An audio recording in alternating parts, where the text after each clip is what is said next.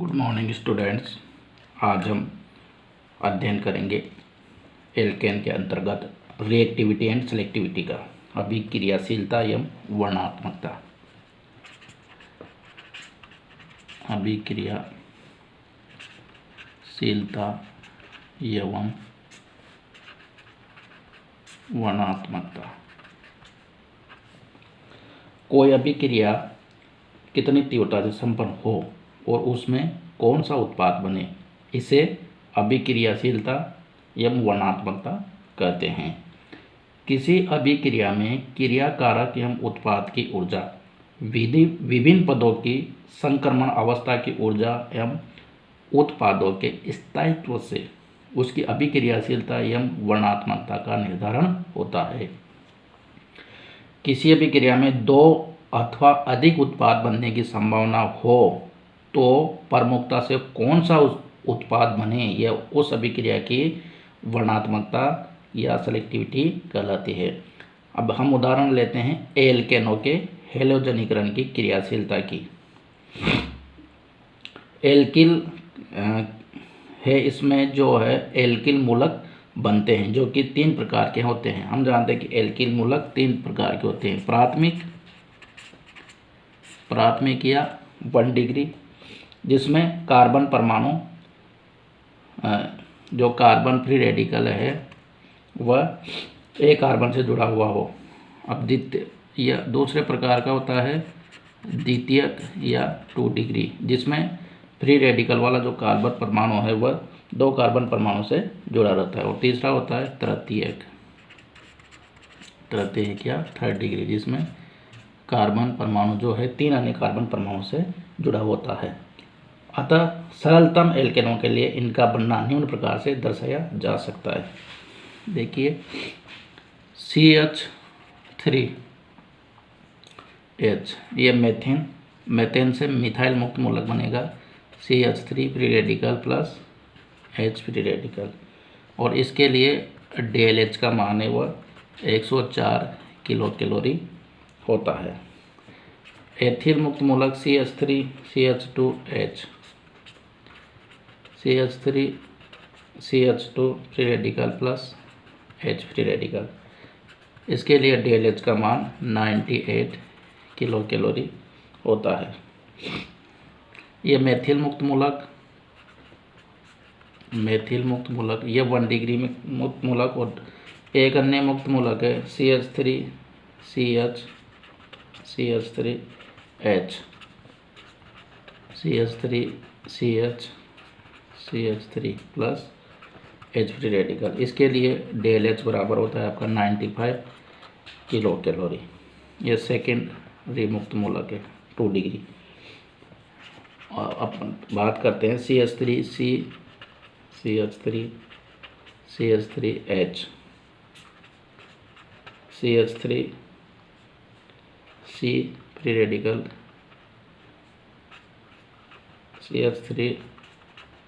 CH3 plus H free radical, इसके लिए DLH बराबर होता है 92 किलो कैलोरी। ये सरलतम मिथाइल 1 डिग्री 2 डिग्री और 3rd डिग्री मुक्त मूलक बनने के DLH का मान है। इन सब अभिक्रियाओं में क्या होता है, RH बंध टूटता है। RH बंध टूटकर RH बंध टूटकर क्या बनता है, R प्लस H प्लस बनता है। अतः DLH उस ऊर्जा का मान है जो RH बंध तोड़ने के लिए आवश्यक हो।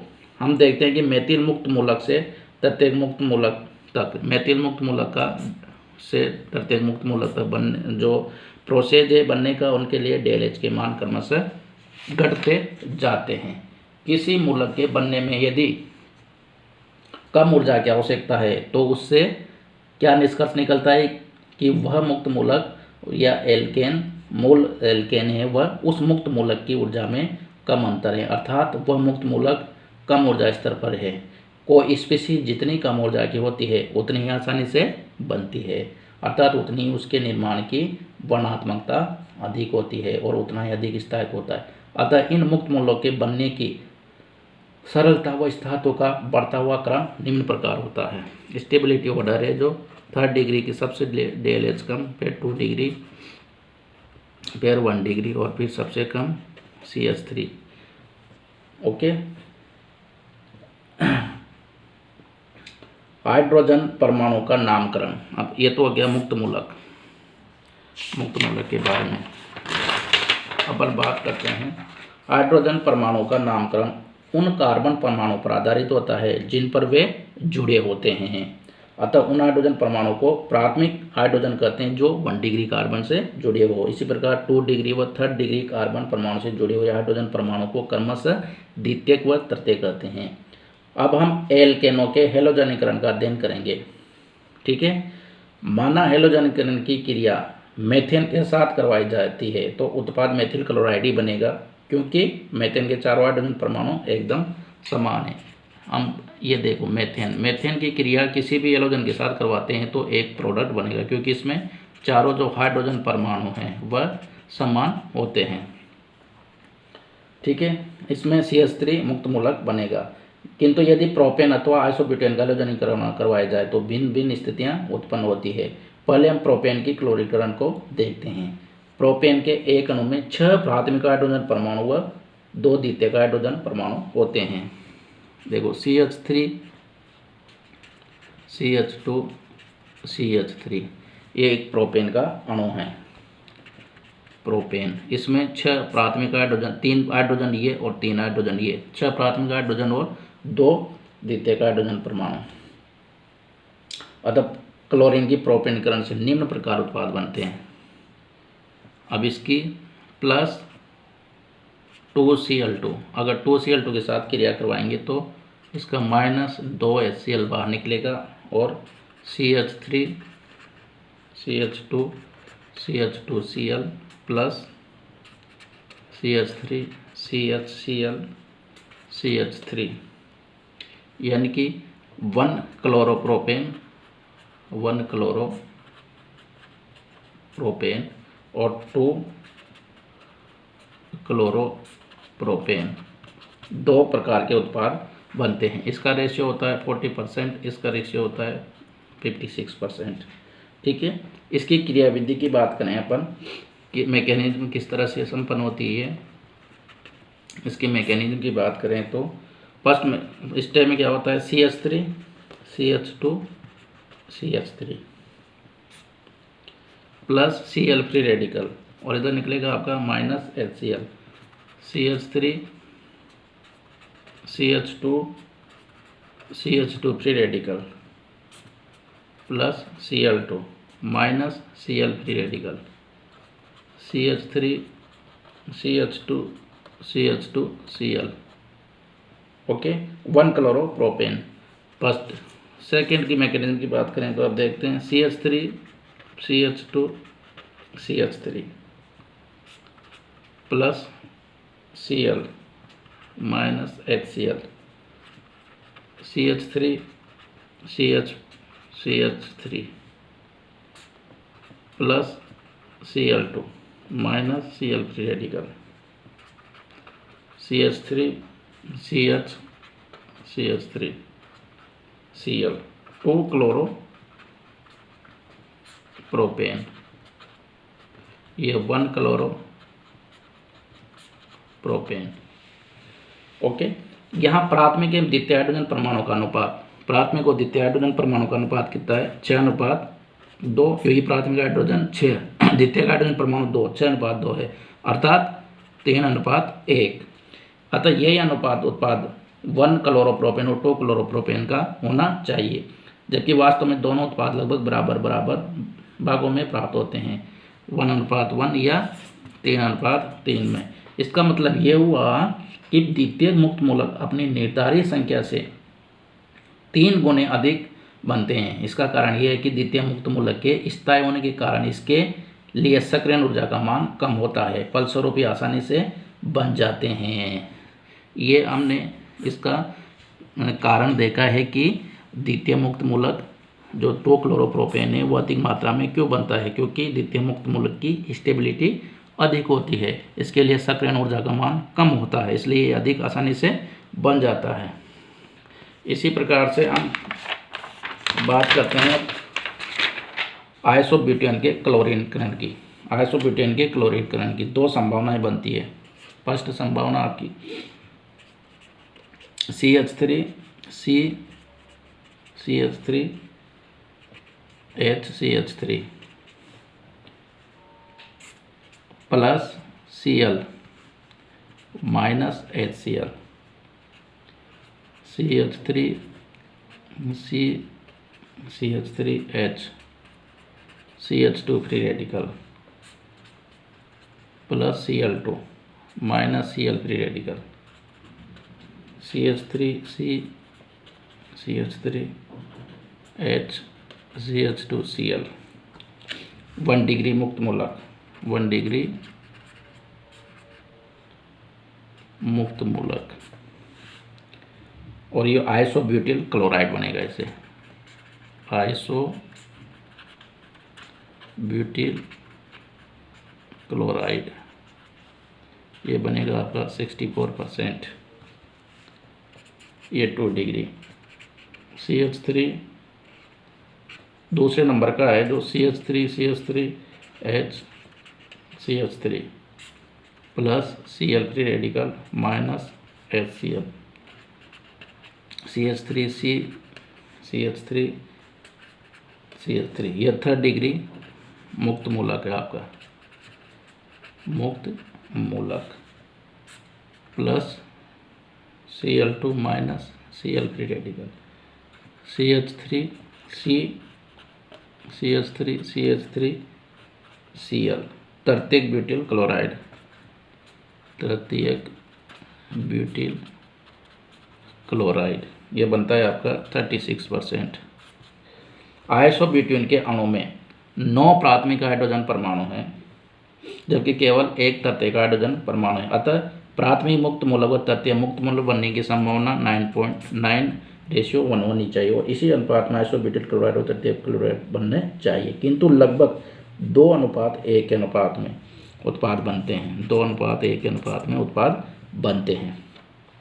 अर्थात तृतीय हाइड्रोजन परमाणु के निकलने की अथवा तृतीयक मुक्त मूलक बनने की संभावना निर्धारित संख्या से लगभग 4.5 गुना अधिक होती है। यहाँ भी वही कारण है कि तृतीय मुक्त मूलक की बहुत स्थायी होने के कारण इसकी सक्रियण ऊर्जा प्राथमिक मुक्त मूलक बनने की तुलना में बहुत कम होती है, अतः आसानी से बन जाता है। दूसरे शब्दों में हम कह सकते हैं कि एल्केनों के हाइड्रोजन परमाणु की अभिक्रियाशीलता का क्रम, एल्केनों के हाइड्रोजन परमाणुओं की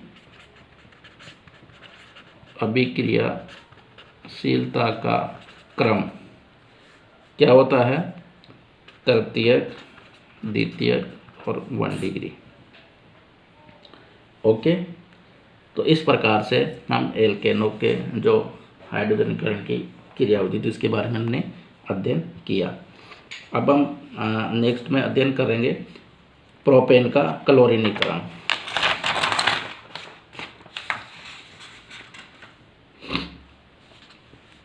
प्रोपेन अणु में प्रोपेन का क्लोरीनीकरण, देखो प्रोपेन का क्लोरीनीकरण, प्रोपेन का क्लोरीनीकरण। प्रोपेन अणु में 2 परमाणु क्या होते हैं? 2 हाइड्रोजन परमाणु होते हैं, वो क्या होते हैं? द्वितीयक। 2 हाइड्रोजन परमाणु द्वितीयक और 6 हाइड्रोजन परमाणु प्राथमिक होते हैं। ठीक है, तो 1 डिग्री हाइड्रोजन परमाणु के प्रतिस्थापन से 1 क्लोरोप्रोपेन बनेगा, जबकि 2 डिग्री हाइड्रोजन परमाणु के प्रतिस्थापन से 2 क्लोरोप्रोपेन बनेगा। देखिए 2 CH3 CH2 CH3 1 degree hydrogen परमाणु, 1 डिग्री हाइड्रोजन परमाणु, 2 डिग्री हाइड्रोजन परमाणु, Cl2 HNO 25 डिग्री सेंटीग्रेड पर क्रिया संपन्न होगी। CH3 CH2 CH3 CH2 Cl, okay, plus CH3 CHCl CH3 1 chloropropane, 1 chloropropane, इसकी प्रतिशत मात्रा होती है 44%। 2-क्लोरोप्रोपेन, 2-क्लोरोप्रोपेन, इसकी प्रतिशत मात्रा होती है 56%। ओके।